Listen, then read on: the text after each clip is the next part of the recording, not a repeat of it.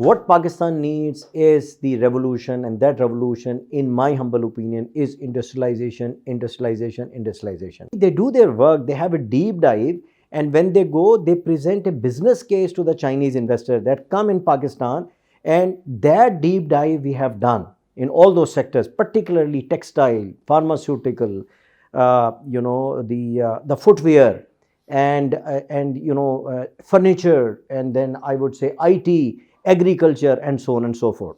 We have to be having very detailed preparation. We need to be approaching those Chinese industrialists, which are very savvy commercially, to give them the proper business case that come to Pakistan, you will make money. Assalamu alaikum. This is Dr. Moeed Pirzada, editor, Global Village Space. I am joined here by Special Assistant to Prime Minister on CPEC and State Minister of Pakistan, Mr. Khalid Mansoor Sahab. And this interview is part of a series of discussions I am conducting to understand the significance of Prime Minister of Pakistan's forthcoming visit to China and his meeting with President Xi Jinping and with other key investors in China. A very warm welcome to you, Khalid Mansoor Sahab. Bismillah ar-Rahman ar-Rahim. Thank you very much, Moeen, for the initiative taken. Khalid Sahab, you're very kind. I know that how busy you are moment to moment at this time because of this visit. I want to understand your broad vision that you are heading this portfolio at this job for almost 5 months now. And in this capacity, this is your first visit and a very important visit.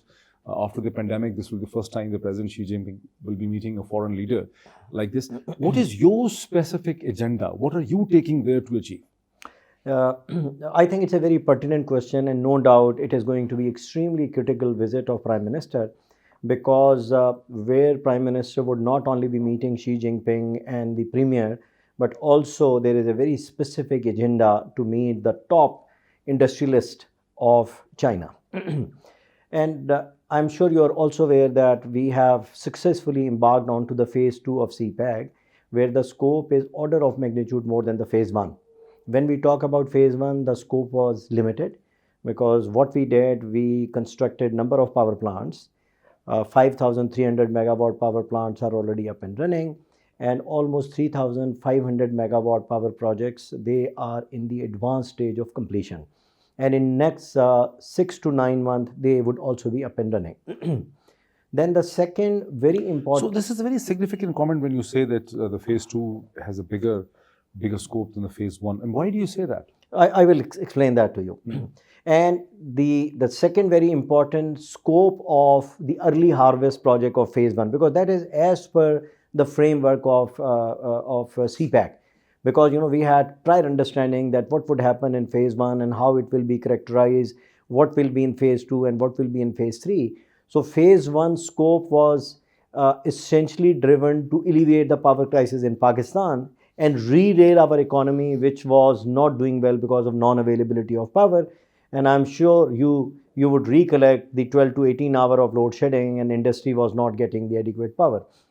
From Chinese perspective, they are very desirous of creating the regional connectivity, and that's why all the infrastructure projects were given proper focus, and there have been number of motorways and road connectivity, the central alignment, the eastern alignment, western alignment, etc. And last but not the least is the development of Gwadar Port and Free Zone. And if we add these three, the total investment in Pakistan is $25 billion US, which is very historical. Which has materialized. Which has already materialized. And what is in the pipeline? The pipeline is additional, remaining infrastructure, remaining power projects, and some other projects. And that is around, considered to be about, 28 to $30 million. So the total would be more than about 50 billion. 50 plus, 53 million. That's the number which was envisaged at that time. Now, let's talk... Are you expecting any additions, expansions? That's what I'm going to tell you. First of all, let's understand what is phase 2 and why we call it that it is order of magnitude more than that. And this phase 2 is characterized as the industrialization. What Pakistan needs is the revolution, and that revolution, in my humble opinion, is industrialization, industrialization, industrialization. Because if we were to really achieve two main objectives, that we have to really achieve the import substitution, because Pakistan have been virtually importing everything, and also export orientation. And in order to achieve that objective, it will transform the economy, and then its trickle down effect is going to be 7x. That would mean huge opportunities for the youth to get the employment.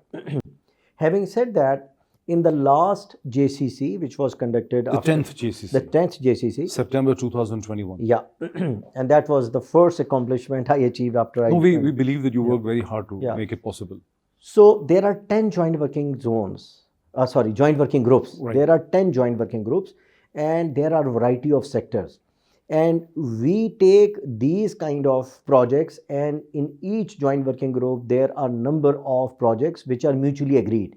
And that is the modus operandi, that for each joint working group, there's a detailed discussion takes place with the counterpart, and once they agree, they sign off. But the ratification is done by JCC, and only then the development work starts. So out of those 10 joint working group, there are 3 which are the latest one. That includes agriculture, that includes science and technology, and most importantly, the information technology. And the information technology joint working group added or approved in the last JCC. So Now, just give me a minute. Now, if you look at that, all those joint working group projects have been ratified. So we have got, you see, multiple projects in this variety of sectors which now need to be developed. And when I say develop, then you need to really identify what is the scope, where they're going to be constructed, what is the feasibility, where are going to be located, in which specific special economic zone.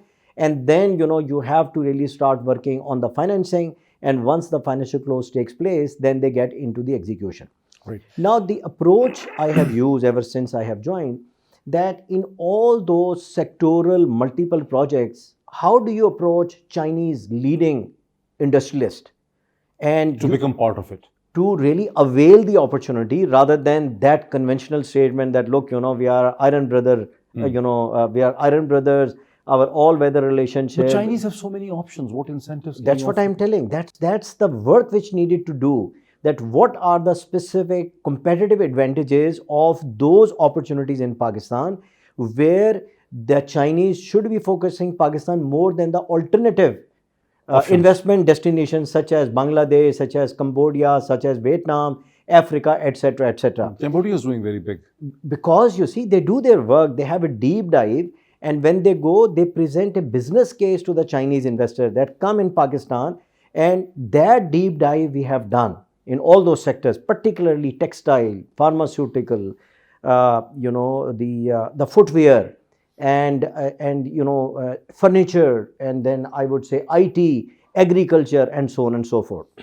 So what we started to do, that rather than just saying that come and invest, we had a very detailed type of research done in all those sectors with a proper competitive analysis in relation to the other alternative destinations for China, and also what kind of incentives are available, what is the status of readiness of special economic zone, and what kind of facilitation has been created for those investors to really, provide them all sorts of, Khalid, what was the great significance of the 10th JCC which you organized with all of ACTIC? Apart from the approval of these things, what other things were decided over there? Or only the groups were approved? Well, as I said that, you see, the agreement which are done in the joint working group, until they are ratified by JCC, you can't really take them further. So JCC basically is the endorsing authority. Is endorsing. So 3 new groups, we had heard about agriculture, but now we are hearing about science and technology and information technology. What is the vision? What would you desire to happen in IT and science and technology? And that is what we have captured in a detailed, I would say, pitch book. And why I call it pitch book, it has already gone for the printing. Right. For each sector, there is a proper business case for Chinese. Right. That these are the areas where, they can invest, and it is going to be a win-win situation. So all those pertinent details, we can't cover that what are the kind of, areas for opportunity, but in all those sectors, as I said, with a proper research, with the documentation of a compelling business case for Chinese. And not only that, prior to my visit to Beijing, we inducted with all those business groups through the coordination of Chinese Embassy in Pakistan. The first one was textile, 35 leading manufacturers of China from various provinces, they participated in that webinar. And obviously after we made the presentation, there were Q&A, we received further questions from them and we responded. And that is going to be now creating their serious interest that they would like to come to Pakistan, and then with the proper facilitation of CPEC authority, the project will get into the development phase. Then we have pharmaceutical. Right. Then we had, you see, footwear. And I am trying that before I go on Wednesday, we are also trying to have another webinar on information So, technology. as you're aware, there's a lot of negativity in the Pakistani media. There is a lot of negativity in the Western and the Indian media, but Pakistani media also has a lot of negativity which persists. And one aspect is this, that nothing is happening. CPEC is failing, it's falling apart. The Chinese have lost interest, they're not investing any time more. The Chinese investors come and they go, they're not really impressed. Pakistani system has a lot of capacity limitations, and that's it. Moeed, there is no answer. You see, the perception is this one, and that is what I confronted as soon as I took up this assignment. And after that, I have given a number of interviews. I appeared in interviews on electronic media as well. But the reality is totally different. You know, I just mentioned that in phase one, $25 billion investment has already happened. So I don't understand that from which context. Then, you know, the entire world was stalled because of COVID. You see, the manufacturing shops in China were shut down. All the approval authorities, which are financial institutions, they closed down. People were virtually working from their home. But the bureaucracy requires that, you know, you need a proper approvals and so on and so forth. Despite of that, the projects which were under construction, they never stalled totally. And the contractor, the Chinese contractor, never demobilized. Although they delayed, and that is pretty natural because the rest of the world is totally stalled. Look, you know what happened in rest of the world. And also, because of the shipping lines were not available, we were not able to have the major equipment and material transported through sea shipment because containers were not available. They were not coming back. The shipping line were not available. And one important project which I would like to mention and which is very important from the power sector, this is Matiari Lahore transmission line. What is the significance here? I heard that, you know, this Because is a totally new trend. It is the state of the art 660 kilowatt. Right. Otherwise, we have either 500 kilowatt or you see we have got 132 kV and so on and so forth. The major significance is that it is, you see, HVDC, which is, high voltage and direct current. Because the advantage is that it offers very insignificant transmission and distribution losses. But if you look at our existing transmission and distribution, 30%. Well, the average with all is about, slightly over 17%, which is one of the highest in this region. Right. So that is going to be the next transformation the power sector will do. So since you have been an energy and power person all your life, what is international standard acceptable for the losses in Western countries? Look, I am not only the power sector, but I have spent a lot of time in petrochemical also. Right. And that is what, this is the information or experience I bring to the table. And actually, in the development of, the food sector, the FMCG and petrochemical, I played a very major role in transforming Anglo.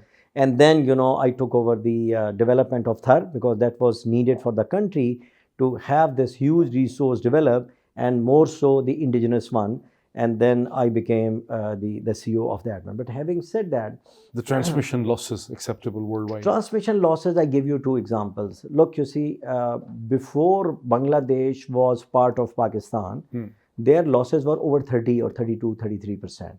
And then they started to bring in the transformation, right?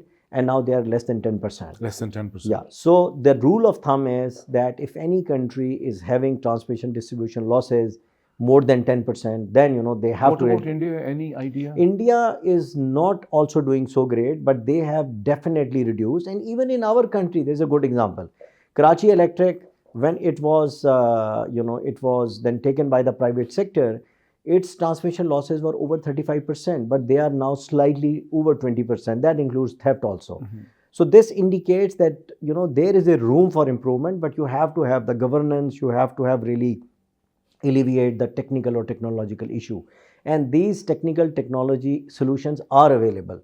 But I would say that this is one of the focus area which the power sector of Pakistan would need to focus, because after having added capacity and which has totally alleviated the power crisis in the country, that's the area where we need to focus. So of the CPEC power projects, the hydroelectric power projects like Carrot and Kohala and, Azad Patan, so how many of these projects will be commissioned, will come online? When? Are there the any one deadlines? Which is the most advanced, that is Karot and Sukhi Kanari. And these Sukhi are, Kanari in Sabat, in KP. yeah, and these are all in KP. Right. Even No, Karot is in Azad Kashmir. Well, Azad Kashmir and KP, because Okay. that's the borderline. But you see, whenever any part of the project is part of AJK, then they have to be, signatory along with that. Like you see, the Lare Power Project. The Lare is the one which is part of HUBCO, Right. and it is also, in Punjab, and you have to have the signatory Punjab and Azad Jammu Kashmir. Karot is ready, Right. and it is going to be commissioned in June this year. And Karot is 1120. No, Karot is 720 megawatt. 720. 1124 is Kohala, Kohala. which is in the development phase. And then, Azad Patan is also. But there's some sort of problem going on, Kohala. There's a lot of media keeps on Moeed, talking it is, look, you see, whenever you have such kind of billions of dollars of project and they're going through development phase, there are always issues. Right. In my life, I have done billions of dollars of project, and more so, $5 billion under the CPEC umbrella. Right. So each project had so many spanner in the work and issues, whether, with the development of joint venture, agreements, and then, approval from the various entities. These are very typical of any mega projects. I was reading somewhere that the Azad Kashmir government thinks that the water to Muzaffarabad will further reduce as a result of the tunnels of Kohala. So they're objecting to the design. Well, that is where, if there are some kind of issues, there are always mitigation to address those. Right. And for addressing such kind of operational issues or policy issues, I am quite blessed that there are a couple of forums which are made available to me to really facilitate. Right. If there are any policy related issue, Moeed, then we have got a cabinet committee on CPEC, and all the related interfaces are part of that. So whenever I receive any kind of issue, either from the provinces or from the developers, we take it over there, and then we try to expedite and resolve. So you said very positive that Karot would actually become operational and start in June. Yeah, in June. Today I have received an invitation, or not invitation, but a letter from the senior management of Karot that they wanted Prime Minister's consent to inaugurate that in June. So I've already. Excellent. So what about Sukhi Kanari? Sukhi Kanari is almost, I think it is next 9 months that will be done. It is also at a very advanced stage. In the beginning of 2023? Yes. Or this year? Yeah, it is being done, it is being done by a very, very big company, the Three Gorges. Right. I'm sure you heard about Three it. Gorges, yes. So they are the one who are sponsor, their subsidiary is sponsor for that. Right. So what other key projects you think will actually be Look, I think the message is that, look, we have done very important projects which are called thermal projects. Because in order to have the sustainable, uninterrupted supply of power, you have to have a significant proportion of thermal power projects. Because of the winters, you mean? No, thermal power projects are which offer the biggest load factor. And I give you an analogy. But the cost is more. No. Production cost. No, not at all. The billing cost. Well, let me explain that. First of all, the first objective is that you have to have uninterrupted power supply. And you need to have such kind of project which are either based on gas.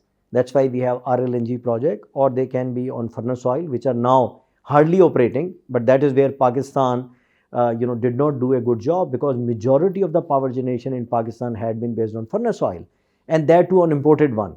So that is a double-edged sword, that the furnace oil, which is not environmentally friendly either, and you see majority of the furnace oil requirement had been imported. So that's the reason. And the cost goes up. The cost was also higher because it's a very, very expensive one. And if you compare the fuel cost component of furnace oil and coal is 1/4 of the cost of the furnace oil. Right. But that is, I would say, a little bit, as a country, as a planning, we should have done better. But are you under pressure to abandon the coal projects? No. Let me explain that. But what I'm saying is that, first of all, let's understand that in order to have a sustainable, uninterrupted power supply, you have to have everything. You have to have the base load power plant, which is thermal. And as I said, that there could be furnace oil, there could be, high efficiency gas-based combined cycle power plant, or coal-based power plant, the state-of-the-art technology. What issue we had, that in our energy fuel mix, we had zero power generation based on coal.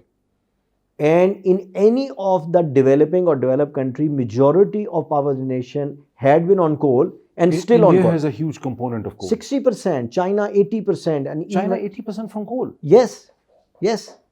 But now I will tell you how they are transforming. Right. And in Pakistan, A, we were not generating, and secondly, we were blessed with one of the largest reserve in the world.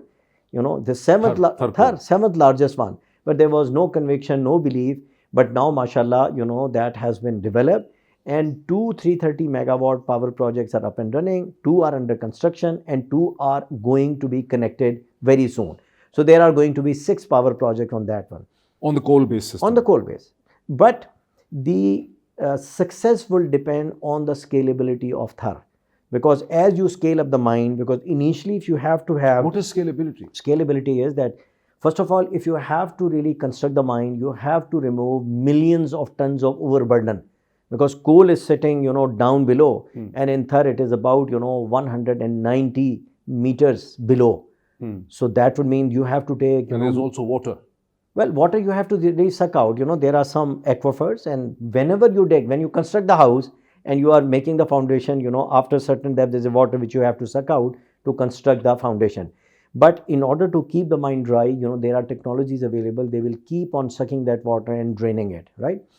So once the mine is opened up, then it is very easy to keep on expanding the capacity, and that is what is called scalability. And subsequent development is very cost effective. And just to give you an example, when the phase 1 of Thar mine was done, it is close to about 700-800 million. And now the phase 2 is about to be completed, it is less than 200 million. So that is what is called scalability. And when the scalability really happens... So Thar scalability is good. Good, then that reduces the cost of coal per ton, which will in turn reduce the cost of power per megawatt or per kilowatt hour, and So that is is what coal continues. cheaper than hydroelectric in the long run? Well, in hydroelectric, there is no fuel cost component. But the major issue is that its load factor is hardly 50%. Load factor? Load factor means availability. Right. In Pakistan, you see, when you have water running in the river, you have close to 7,500 or 8,000 megawatt power generation from that's the preferred one, right? Because you're not have to pay for the fuel, right? But in order to have sustainability, when you have winters, the capacity reduces to less than 1,000 megawatt.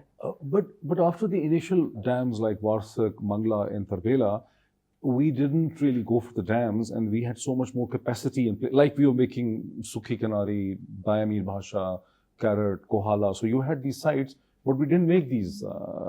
We can only regret because Pakistan is blessed with a potential of about 50,000. Right. Because when you have that 50,000 megawatt. Megawatt minimum from hydroelectric. From hydroelectric, because the beauty is that. But you said only 7,000 we are making. Well, now you have these CPEC project, but because now our objective is that as we go along and whenever there is going to be gap in supply and demand, so our focus would be the scalability of Thar, and I have already explained that why scalability is important. And also renewable projects, and those renewable are hydel. Then you have got solar and wind, and that is what it is. And even what is your progress in solar and wind? Well, the biggest solar park was Qaid-e-Azam Park, where you see it was envisaged that we would have at least 1,000 megawatt. So 400 megawatt is already up and running, and for 600 megawatt, as per the new policy, there is going to be a competitive bidding. So Chinese are also eyeing for that, and there are several, local developers who are interested. So whenever there is going to be a gap, because the policy envisages that by 2030 we should have at least 25 to 30% of our capacity based on renewable. MashaAllah. So you have a total of 4 hydroelectric projects under CPEC, because some of them are not under CPEC, like Damir Bhasha and Dasu. And so you have 4 under CPEC. Yeah. And out of this, you expect that Karot, Azad Patan and Sukhi Kanari, they are going to be done very soon. Then Kohala What about Azad Patan? This year? Azad Patan will take time because it is still going through the developmental phase, and we are trying to really facilitate to achieve the financial close. And that is what, part of, my job is to keep on coordinating between the financing institutions of China.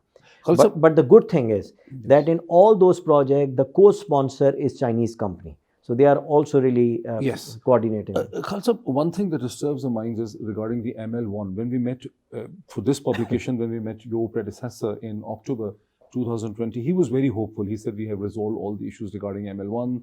The cost has come down to $6.8 billion, and the work will start soon. But now we are in January 2022, and ML1 appears to be stuck What is the good news? Look, you see, this is the project which is very close to my heart, because you see, this is one which is going to be really improving the logistics all the way from Peshawar to Karachi. So there is no question.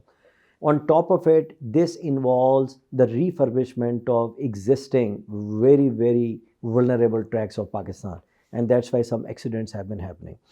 So there were a couple of issues, the financing requirement, which was proposed to be, which was proposed by the Chinese. And there have been, discussions after discussion. And there's a financing committee headed by Deputy Chairman of Planning Commission. And what is going to be the interest rate, what is going to be the tenor, and what kind of currency is to be utilized. So I facilitated with this committee, and I said that, look, whatever your requirements are, you put it on a piece of paper and send it to the Chinese financial institution through not only Embassy of China in Pakistan, but through NDRC as well. That now, these are what our asks, but considering our long-term relationship and the way you have been funding or financing this G2G project, please let us know what is your balance, what is your, term sheet. That is what the beginning. Secondly, there were some question marks that, look, whether the project is 9 billion or 6.8 billion, and that is what you mentioned. 6.8 billion fine. Because when the feasibility study was done, in the feasibility study, the estimated cost was about, 9 billion. Yes. When the PC1 is produced over here, then they have kept certain elements out of that which should have been the integral part. But the major solution was, and again I had a meeting with the committee, including the Deputy Chairman Planning Commission.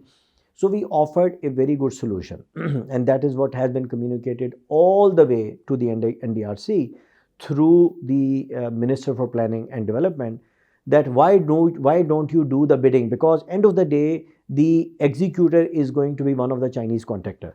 So you have the competitive bidding, and let that competitive bidding decide what the cost is. And rather than having dispute whether it is 9 billion as per the feasibility or the PC1. So this specific conclusion of Pakistan has gone into it. And as a matter of fact, before leaving, I have again followed up with the Chinese, institution through obviously the Embassy of China. So please let us know that what is your position. So I strongly recommended that just go ahead and have the competitive bidding, because in our system there is a flexibility that you can have the revision for PC1 through the PSDP projects. So that is where the situation is, and I am particularly hopeful that inshallah after this visit, we would have at least phase 1 to begin the execution. I know you're hard pressed for time, so just 1 or 2 more minutes. You expect work to start on the ML1 this year in 2020? Inshallah. That is what my objective is, and I'm trying my level best, because the idea is to bridge the gap in the understanding, what Pakistan is offering and what flexibility Pakistan offers, and that is what not verbally but in a proper letter has been written to them. So one last question is, like, given the negativity in Pakistani media and also the international media, could you actually create a mechanism of a briefing like Foreign Office does after every 15 days or maybe once in a month, which brings more genuine, accurate information to the media regarding CPEC projects? Well, that has already been started. I have given interview to all the lead anchors, although, we are talking today. Not yourself only. I mean, like of someone, No, but that's what I'm saying, that, we have been calling the main journalist. Right. And I had given, very detailed presentation based on reality on a regular basis. Right. And they have been started to write positively also. And then whenever there is a negative report, we immediately hold a briefing, the media briefing, where journalists come and they ask the questions. So as I said that, this is what I have been requesting to media as well, that they have also a role to play. Because rather than just talking about the negativity, there is so much positivity. Because what I believe that it is a tipping point for Pakistan to have the industrialization and make Pakistan a manufacturing hub. So rather than saying nothing had happened, everything has been stopped, and I have given you so much actual statistical, I would say accomplishment, then there should be a positivity that we are moving into the right direction. Agreed. So as required resistance politically or international resistance, so be it. We need to put our act together. We have to be having very detailed preparation. We need to be approaching those Chinese industrialists, which are very savvy commercially, to give them the proper business case that come to Pakistan, you will make money and you will, you will have a very profit. And last but not the least, let me tell you a very important aspect. In China, the cost of manpower has risen, right? For instance, some of the industry, whether it is textile, whether it is, I would say the footwear, because they are the major exporters of footwear, and everybody you see, and is wearing a jogger or a shoe, you will see that it's made in China. China has already started to relocate their labor-intensive industry to the other countries. Like they have done it in Bangladesh, they have done it in Cambodia and Vietnam. We have been sleeping, right? So those are the industries which I have focused, and those, you see, the proper business cases have been part of the pitch book which I just mentioned. So we have started to approach to them, and I am very positive that if they relocate to the special economic zones, like for instance Dhabeji in Sindh, which are very close to the coast, or let's say free zone in Gwadar, they will ensure, you see, the export orientation. And for Chinese, when they export, the lead time is going to be 21 to 24 days shorter than if they were to export from there. And also the cost of shipping is going to be almost 50%. It's a perfect case. I know you have a meeting ahead. Thank you, Khalid Mansoor. Thank you so much for this time, and we look forward to stay in touch with you on these issues. Talking to you. Thank you, Khalid sir.